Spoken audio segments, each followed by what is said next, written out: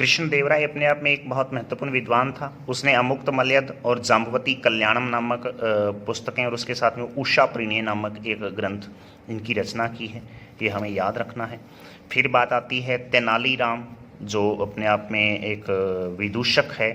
जिस तरीके से अकबर के समय में बीरबल जो है अपने आप में एक विदूषक के तौर पे जो है उसके दरबार में रहा करता था, ठीक इसी प्रकार से तेनालीराम नाम का एक विदूषक कृष्णदेवराय का प्रसिद्ध दरबारी विदूषक था ये, और वो उसके दरबार में रहा करता था।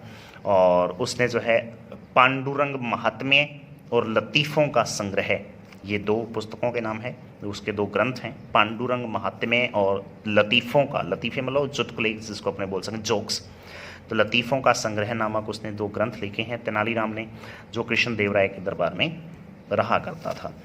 फिर जो है अंतिम जो है इस तुलु वंश का अंतिम शासक माना जाता है सदाशिव।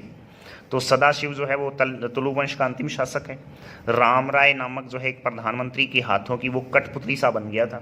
यानी राम राय जो इसका प्रधानमंत्री है, ये जैसा चाहता था वैसा जो है सदाशिव नाम का ये राजा है वो अपने आप में किया करता था। उसके हाथों के इशारों पे चलने वाला ये व्यक्ति बन गया था, अपने आप में शासक बन गया था।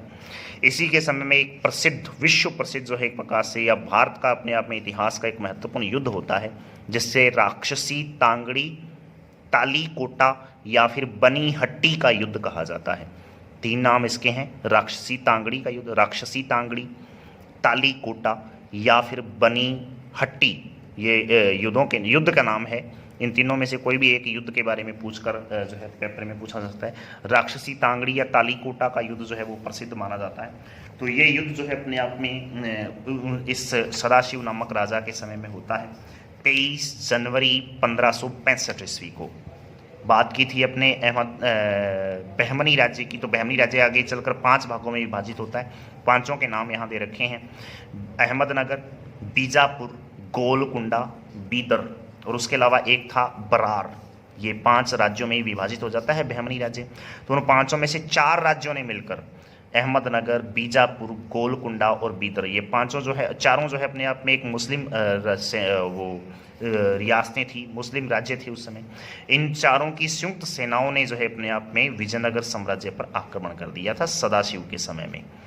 और कृष्णा नदी के किनारे जो है ये युद्ध होता है, और इस युद्ध में सदाशिव और उसका प्रधानमंत्री राम राय दोनों जो है वो पराजित हो जाते हैं। और उसके बाद में जो है इन चारों सेनाओं ने अपने आप में विजयनगर साम्राज्य में खूब लूटमार की, खूब जो है अपने आप में यहाँ पर अत्याचार किए, और उसके साथ ही जो है विजयनगर साम्राज्य का समूल नाश हो जाता है। हमेशा के लिए विजयनगर साम्राज्य समाप्त हो जाता है। उसके बाद में भी हालांकि अराविदु वंश लगभग 1570 ईस्वी में शुरू होता है, लेकिन वो अपने आप में कमज़ोर शासन वंश अपने आप में माना जाता है वहाँ उन समय के राजाओं का, अराविदु वंश के जो है राजाओं का। इसलिए उसके बारे में कक्षा 10 के बारे में जो है अपने आप में कोई खास चर्चा नहीं दे रखी है। तो ये युद्ध जो है वो अपने आप में भारतीय इतिहास में सर्वाधिक विनाशकारी जो है अपने आप में युद्धों में माना जाता है। भारतीय इतिहास के सर्वाधिक विनाशकारी युद्धों में यह जो है अपने आप में युद्ध माना जाता है। तो इस तरीके से ये विजयनगर साम्राज्य की जो है वो टोटल जो है बातें महत्वपूर्ण जो है वो अपने यहाँ पर चर्चा हो चुकी है। अब इसके कुछ एक प्रश्न हैं, पाठ्य पुस्तक में से ही जो है कुछ लिए गए और अपने इसी वीडियो में से लिए गए। उन प्रश्नों को जो है मैं फटाफट यहाँ दोहरा देता हूँ, आप फटाफट इसको जो है याद कर लेंगे। तो पहला प्रश्न है, विजयनगर साम्राज्य की स्थापना कब और किसने की थी? उसके बाद में है दूसरा, किस नदी के किनारे विजयनगर साम्राज्य की स्थापना की गई थी? तीसरा है, विजयनगर साम्राज्य पर शासन करने वाले प्रथम वंश का क्या नाम था?